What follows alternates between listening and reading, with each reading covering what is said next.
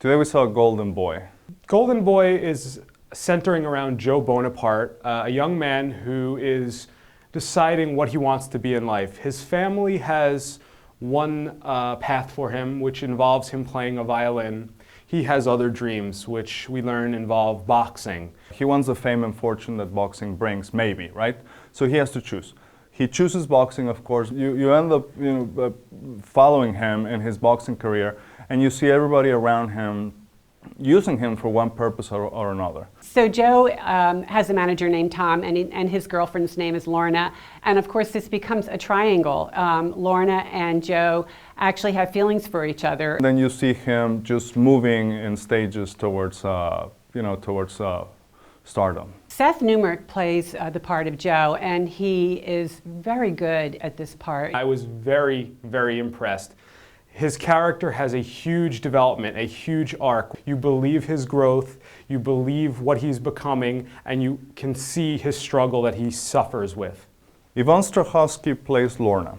I've seen her on television before, and I was very surprised by her acting. She actually is very good. Tony Shalhoub plays Mr. Bonaparte, that's Joe's father.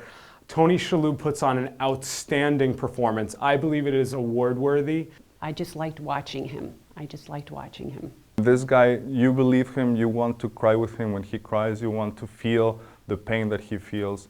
So I thought Tony Shalhoub was the highest mark in this play. The show is almost 3 hours. I did think it was just a little long near the end. The show doesn't really feel that long. There are actually 2 intermissions, which you don't get to experience very often, but those intermissions come at the appropriate time. I find myself having a mixed time liking it completely. Part of it is very predictable, so I cannot be emotionally moved if I know what's going to happen next.